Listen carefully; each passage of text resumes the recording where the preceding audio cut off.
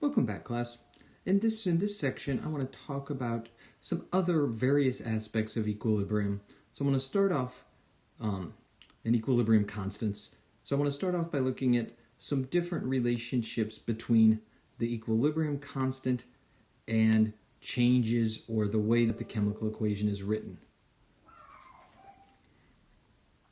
So one of the things that we can look at is what happens if we were to write an equation backwards, right? In other words, we were to reverse the products and the reactants, if you will.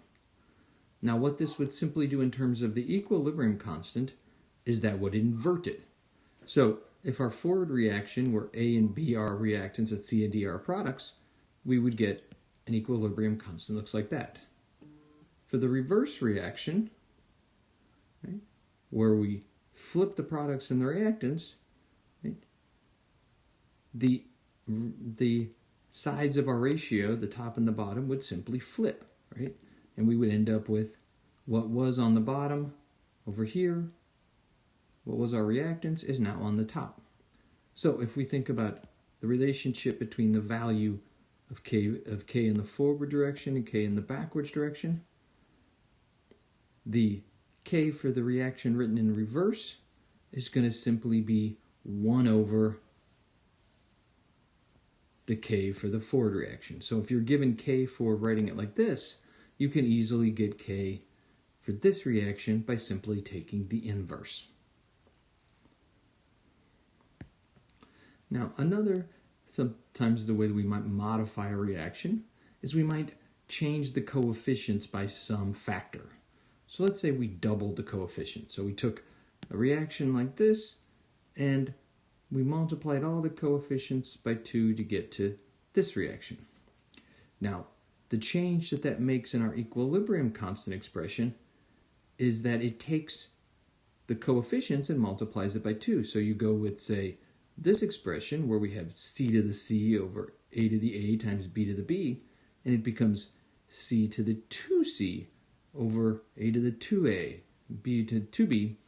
Now, you can rewrite this, and since we have that constant 2 here, right, in this case it's kind of like a squared, or it is a squared, we can pull that 2 out and it becomes, in this case, the ratio squared, or generically speaking, this would be whatever factor we change the coefficients by.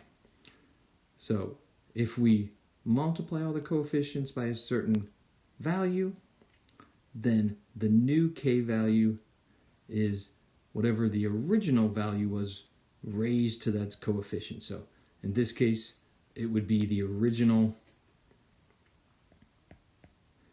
K value squared, right, would give you the new K value. Yeah. So that's another sort of very easy way that we can make a modification to the balanced equation and know what the new equilibrium constant is going to be. And so one last relationship is, what if we add reactions together? So this goes back to when we think about Hess's law, right?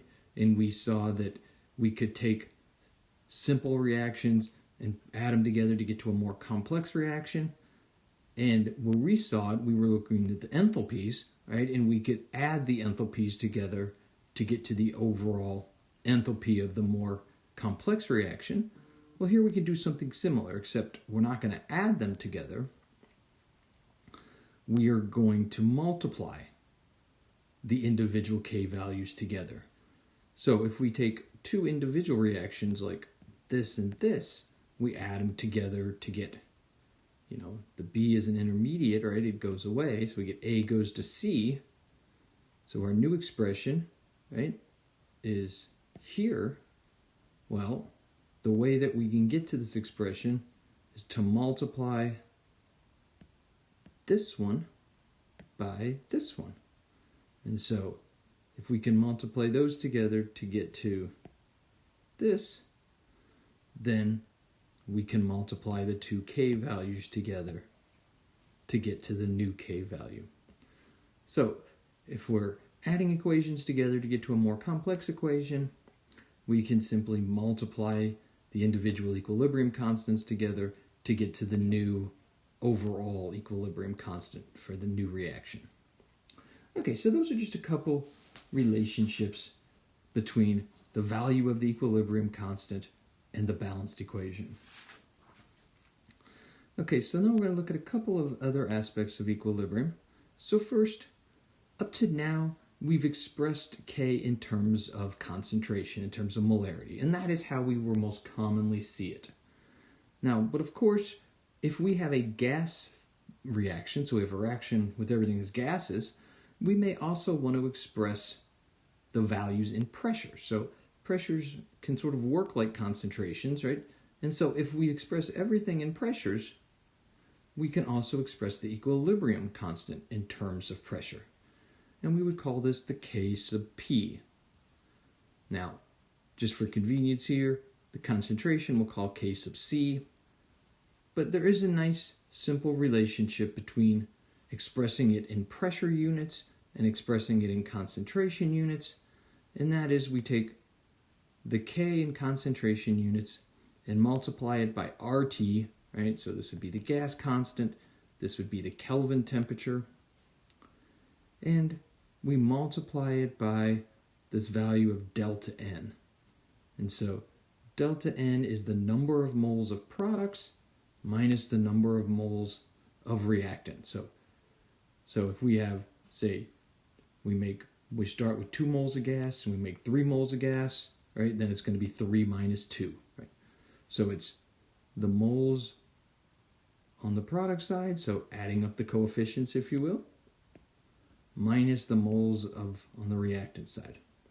And that's going to give you the power here. Now, of course, if the moles are the same on the product and the reactant side, then this power is 0, and RT raised to 0 is 1, and in that condition, the equilibrium constant in terms of pressure is going to be the same as it is in terms of concentration. So again, this is not something we do terribly often, but we could go from expressing it in concentration to expressing pressure. Now, most commonly, what you'll see is you'll be given the value in pressures, and you can express equilibrium constant in terms of pressure, right? And as long as you're working with pressures, right, that's fine. You don't need to, there's no conversion to do, because this is only if you're converting from concentration to pressure or vice versa, right? If you're given pressure values, you can plug it in, products over reactants raised to the coefficients, and get the equilibrium terms in terms of pressure. Now, one last sort of general idea about equilibrium, and this is what's called heterogeneous equilibrium. So this is looking at how we deal with pure solids and pure liquids in a reaction. Now, we don't express pure solids and pure liquids in terms of concentration, right? They are pure, right? They're not a solution. They don't have, molarity. They're not a gas where we can express that by a pressure. And so when we have pure solids and pure liquids, their concentrations don't change over the course of the reaction, right? We just use them up, right?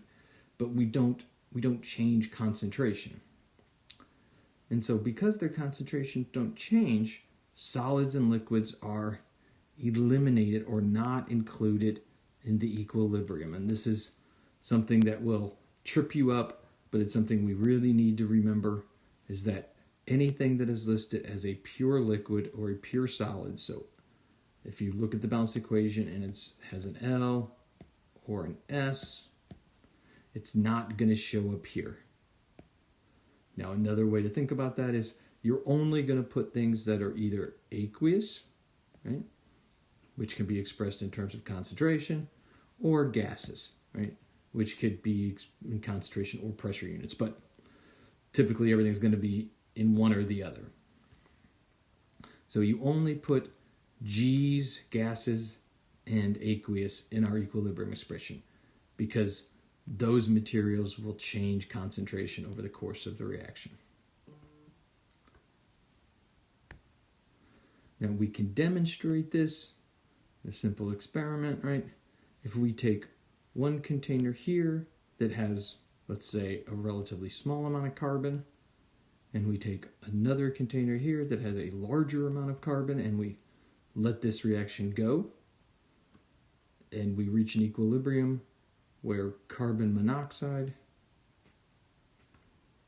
is in reaction to make CO2 and carbon, and this reaction is going back and forth. Notice we reach the same concentration of CO2 and CO no matter how much carbon we have.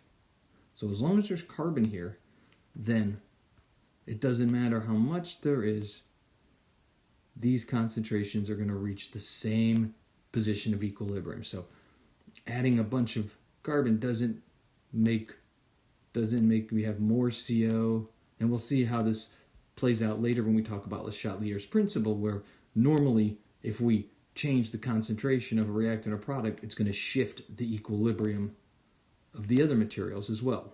But that doesn't happen if we do it with a pure solid or a pure liquid. So heterogeneous equilibrium, key take home: only express gases and aqueous solutions in the equilibrium constant expression.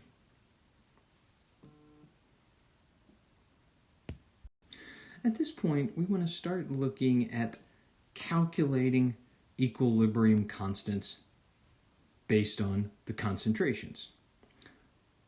And so, obviously, the most simple type of problem is if we are given the equilibrium concentrations of all of our reactants and products and asked to calculate the equilibrium constant, right? So this would obviously be the most direct.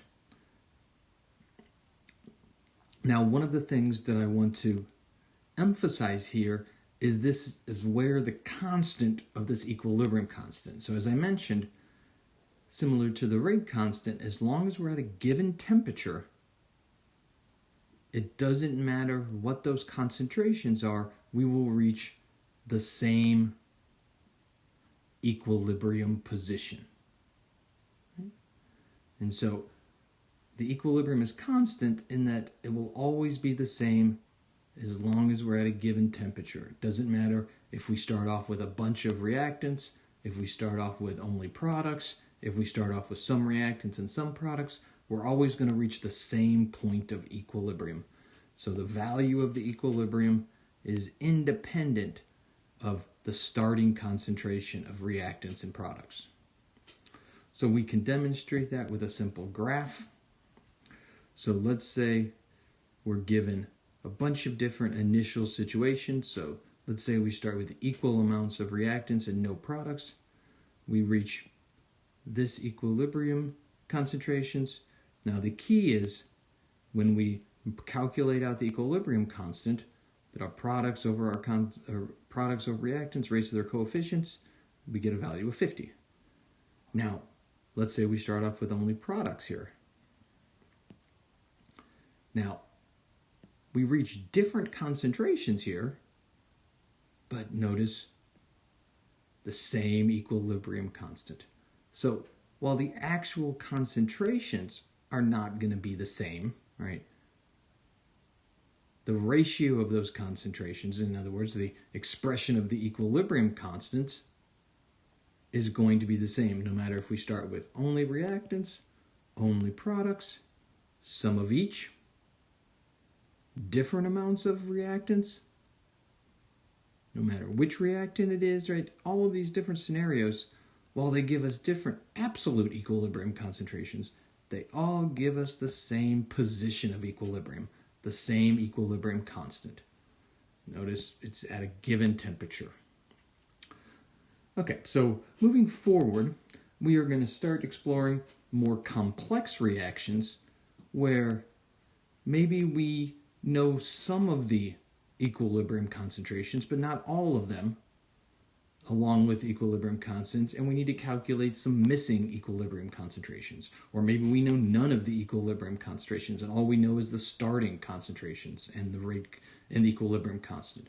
So we're going to work through different types of problems with varying levels of complexity in the next couple videos.